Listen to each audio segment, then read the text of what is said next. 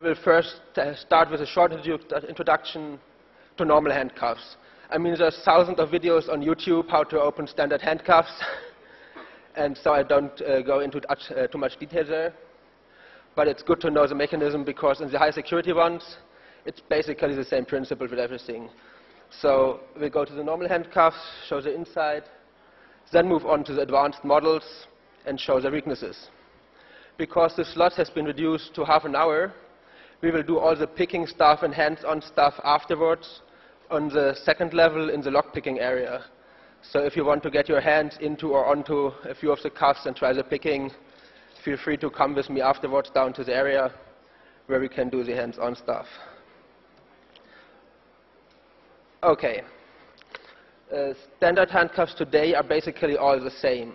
So there are different brands available, but they differ only in small details. This hasn't always been so.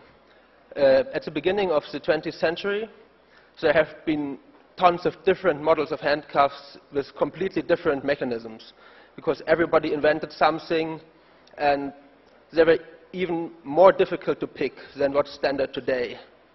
Standard today in the US is mainly 5 brands. You see them here. One has gone bankrupt, so it's 4. And about every police officer in the United States has one of these, or a cheap Asian copy of it. The cheap Asian copies basically work the same, they're just easier to pick. Okay, here we see a few of them. It's Peerless, Smith & Wesson, Hyatt, American Handcuff. I've shown the ASP in full detail, because what's different on them, the relatively new brand, is that you have keyholes on both sides, which of course is to our advantage. It was intended to be an advantage to the officers, so they don't have to look where the key goes when handcuffing someone. But of course, it's only good so they can't handcuff you in a way that the keyhole is on the wrong side. So this is the yellow one down there. They come in colors. But the other ones you see, I don't know if it can be seen, but the only main difference is the position of the keyhole. So some have the keyhole in the middle, some have the keyhole on the side. But that's mainly the difference. These are not handcuffs. These are toys, so I won't talk about them. If you want to open them, just tear them apart or stick a screwdriver in them or whatever, but you won't get them in law enforcement. Okay. I don't know how many of you have already watched these YouTube videos or know how this is working. Can you hands up for those who already know the inside of a normal handcuff? Okay, for all the others, remember those faces for the next Spot the Fed contest. Okay, we have basically a swing-through bow which goes around. It can move through, so all the way. And you see the black parts I painted in there. That's basically the mechanism. You have that spring-loaded bar, which holds the teeth of the bow. So it goes step by step, but it can move freely as long as you don't lock it. The second thing on the downside here is the double lock bar. You have to move it to the right in this picture, and then this post holds the ratchet. So even though it's spring-loaded, it can't move anymore. You do this on a normal handcuff by pushing either a button on the side or by sliding something in a window with the other end of the key. I'll show the standard key.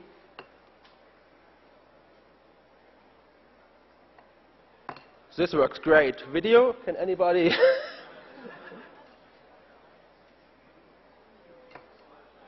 Can this be fixed? Oh, obviously it can't, okay. But you can imagine that there's a small post on the top of the key, and that is usually used to activate the double lock.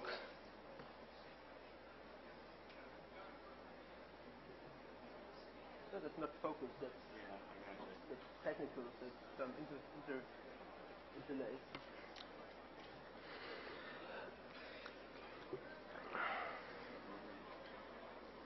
Okay. Here's another picture. It's actually from the prospectus which comes with the cuff. So if you buy one of the ASP cuffs, you get this nice inside picture with it. This is really nice to us, I think. You basically can see the same parts as in the previous picture. There's the yellow thing is the double lock bar, and the other thing is a spring-loaded ratchet. And you see the keyholes on both sides. So everybody who is into lockpicking knows if there's a spring-loaded mechanism, then it can be shimmed, because there's nothing preventing the bow from going down, the ratchet from going down except the spring.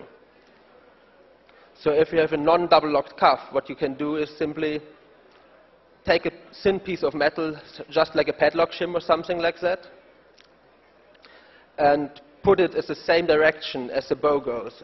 Possibly. No, we don't have that. I don't know if anybody can see it, but the basic idea is to put in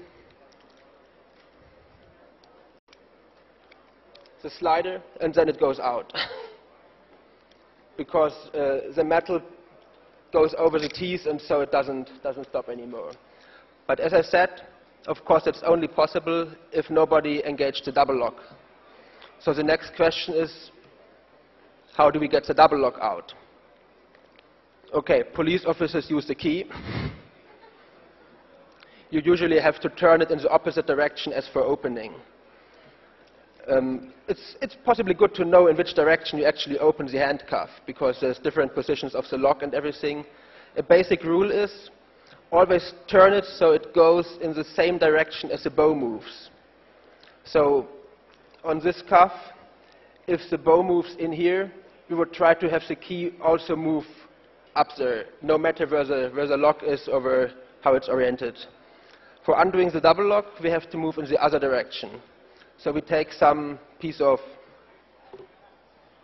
pick, like the normal hook, so everybody has in his lock picking set, and do the same as the key would do. So we insert it in the lock, move it in the opposite direction as for opening, and the double lock will come out. It's easier on some models like Peerless or ASP.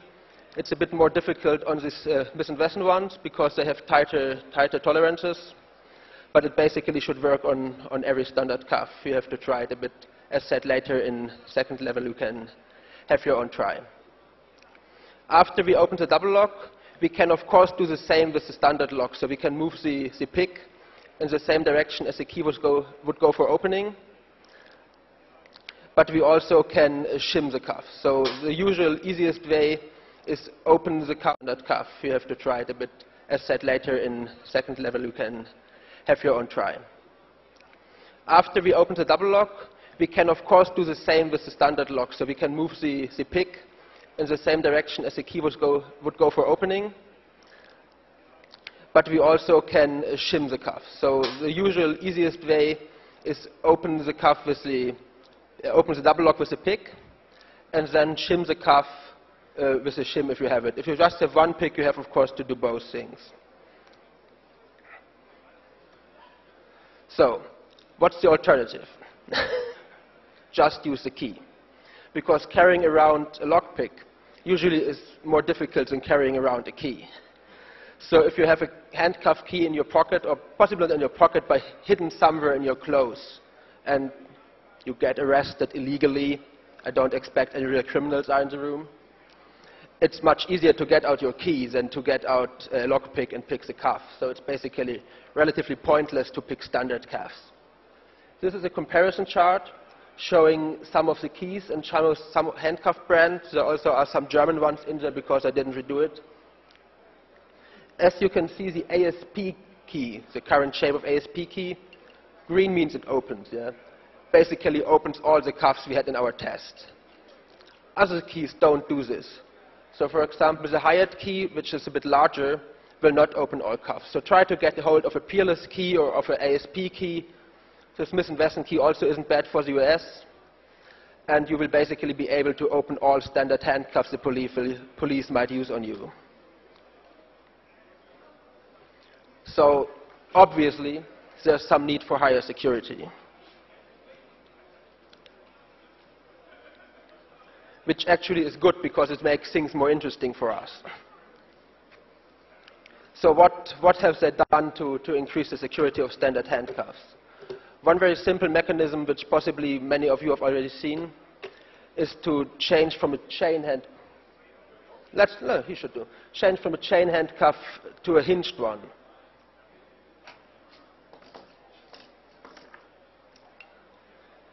That's something like that. If this is applied in a way that the holes are facing away from your hand like this, it is very difficult to pick it. So you don't need any high security cylinder or anything, it's just difficult. If you have the key so and you have good fingers, it's still possible to reach around. So you take the key and put it on the other side and you can escape. What they also have done, especially Hyatt and a few others, is instead of having one of these ratchets, the spring-loaded ones, make thinner pieces of it and put them next to each other.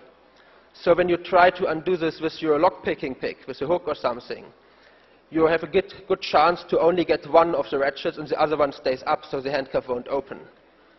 This is not very relevant to us because we shim the handcuff and shimming will always get all of them. So,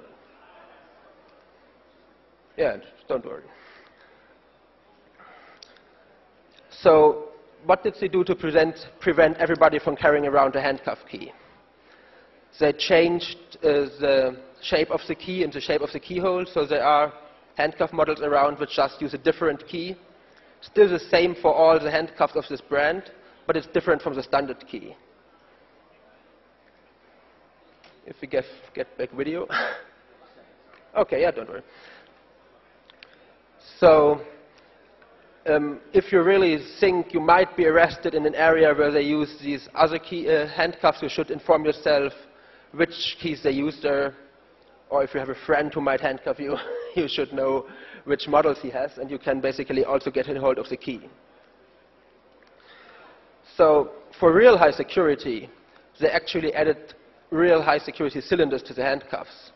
So if you know from lockpicking, pin tumbler cylinders, there actually are handcuffs with pin tumbler cylinders, which have a different keying on each handcuff. So there's one key matching one handcuff, and if you buy another one, you don't have a matching key. That, of course, is bad for escaping.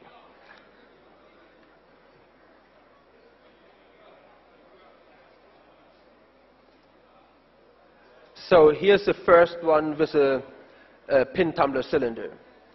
You see it's a tubular lock, like many know from bicycles or so, but it only has 4 pins. And the 4 pins only have 2 depths, so there's just 16 different keys. That's much less than for a usual bicycle lock. And from these 16 possible keys, they only used a few.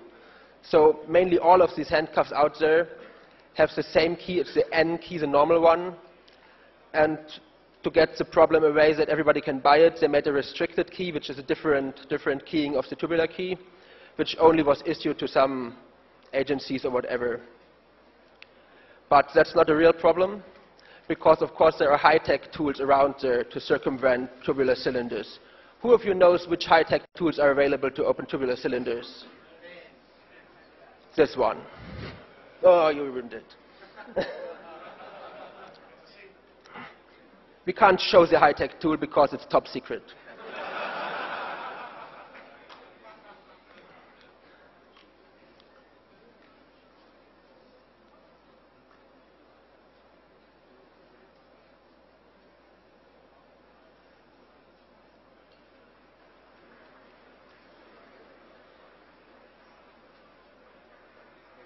Here's the high-tech tool. So as with some well-known bicycle locks, in these handcuffs you guys could insert the top of the pen cap, jiggle it around, and then it will basically impression the lock. So that's not a very good thing, and they stopped using these cuffs. I'm not sure if they stopped using it because of this. Others say because they were too heavy, because they even were bad to operate when you had the key, because you had to insert it right from the front. So I don't think those are really used anymore, but they may be around. They were replaced by this model, which went back to a standard mechanism, so it's back to the normal lock with the ratchet that you have to push down. But they changed the key a bit. I'm not sure if you can see it back there, but the key has a shape like this. So there's a hook going up, and on the locks they added something which makes it higher and more tight. So a normal key won't fit, and picking is a bit more difficult because you have to get into the tighter keyway. But it's again the same key for all handcuffs, and you can buy these, so to get on hold of one of these keys is no problem at all. So we get to something more secure. This is an Australian product. It was used by the US Marshal Service, I think. I'm not sure if they use it anymore, but they might be around because some were bought, and you see them on eBay from time to time, so they obviously have been used. It has a pin tumbler locks with pins on both sides. So there's normal pins from the bottom, and there's pins from above. But again, and I don't know why that is, it's the same key for all. So if you have one key, it will open all of these cuffs since the 1950s. It's also not a very difficult key, and you actually can pick it, and you actually can pick it when handcuffed. It needs just some time. The important thing is, you see this lock, it can rotate. It rotates by 90 degrees to lock and by 90 more degrees to double lock. If you want to pick it, if you open it with the key, you would turn in the same direction more and more, and it goes back up. Picking is much easier when you turn in the opposite direction. So you go from double lock to normal lock by picking it. Then you can't go any farther, but you can shim it. So to open these, you pick it once, 90 degrees opposite direction, and then you shim it, and you're out. This is a model from England, which is around for quite some time, and they put a disc waiver cylinder in it. So you have the standard handcuff design with a standard handcuff keyhole, as you note on the picture. And additionally, there's a cylinder below the handcuff having the 7-disc lock. You see the key, it's a normal key like you have in cabinets or something. But 7 discs is quite good. So to close them, you apply them normally and then turn the key to double lock them.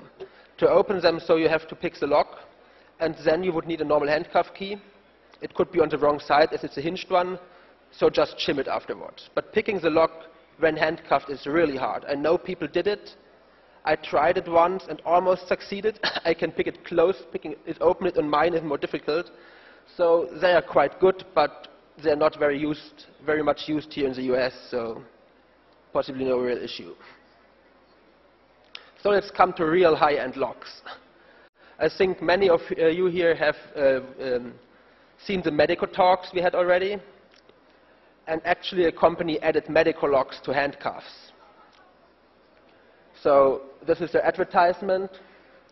They added a kit which you add on a normal handcuff, and it has a medical cylinder on top, so it hides the keyhole with the medical cylinder.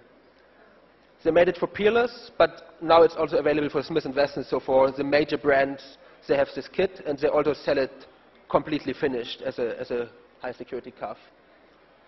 For those interested in locks, besides the medical lock, they also added an Asadesmo lock, which is a lock with 3 sliders on each side, so also quite some high security.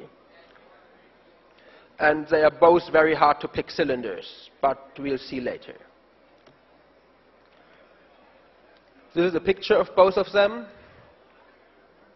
One is a leg iron with the medical lock, and the other one is a normal Smith & Wesson with Asadesmo.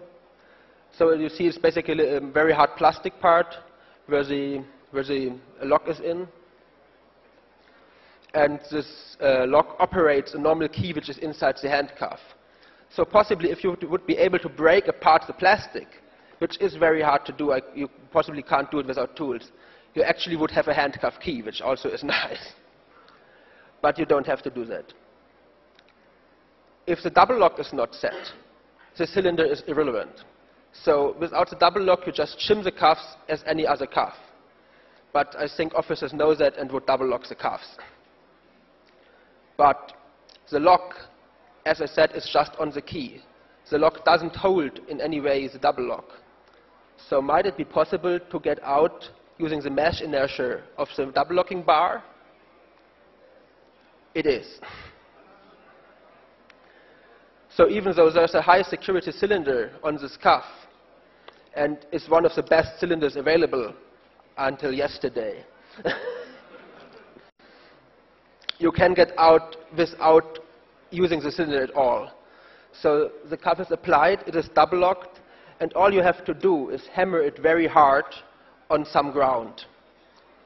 The right direction for that is to use the moving bow to the up, because the double lock comes from the, well,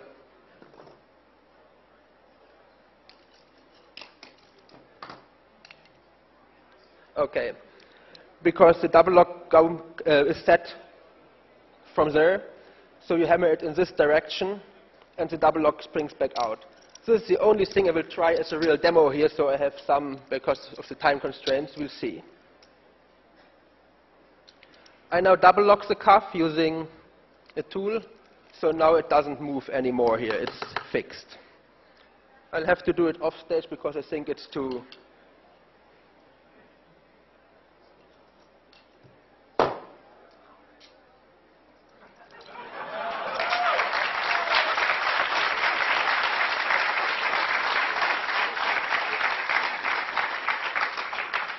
I can show this a few times later on down there. So, but it's really doable when you're cuffed with them. It just hurts a little bit, possibly put some tissue under there or so, but it basically works when cuffed. But they also can be picked. This is the Medico and the ASA, and someone yesterday picked the Medico. I don't know if he's here. Congratulations to that. I picked the ASA one yesterday using the Hope pick set. So it's doable, but if you're cuffed, it would be quite difficult. I would rather hammer on something instead of picking it when cuffed. So what are the solutions to really cuff someone who can't escape? As said, the hinged version is already very good. If you take a hinged version which doesn't have the keyhole in the center but on the side, and it's applied in a way that the keyhole is back from the hand and is on the side with the thumb, so the keyhole would be here, then it's really very hard to get out even if you have the key. With a pick set, forget it completely.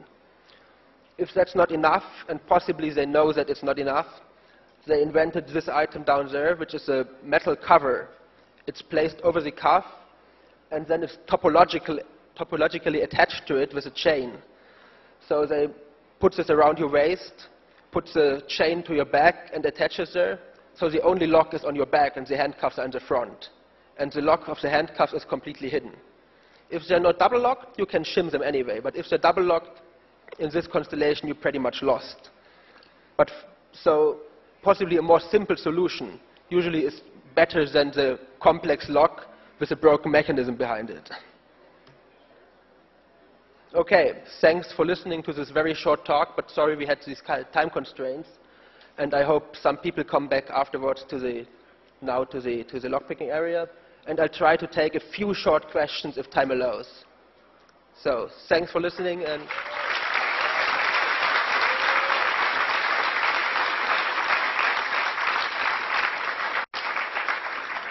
are there any questions? Yeah, we are now live. Very interesting presentation. You've got most of the handcuffs in our collection, but I noticed you do not have any, or have you seen any of the Chubb transport? There's been two versions of the Chubb handcuffs out. I actually have both Chubb handcuffs with me, so feel free to come down to the lockpicking area. Okay. There's a Chubb Escort. This you can't pick. Not realistic when handcuffed. So there's the Chubb Escort. There's a Chubb Detainer, which has a standard Chubb lock in it with 3 levers. If you know what it is, it's quite a good lock. This I can pick, even when handcuffed. Okay, I'd like to see a demo of that. We'll see that. More questions? Okay, then thanks for everybody, and feel free to come down right now to the second level. I'll bring all the cuffs and some tools, and we'll try some shimming and some picking.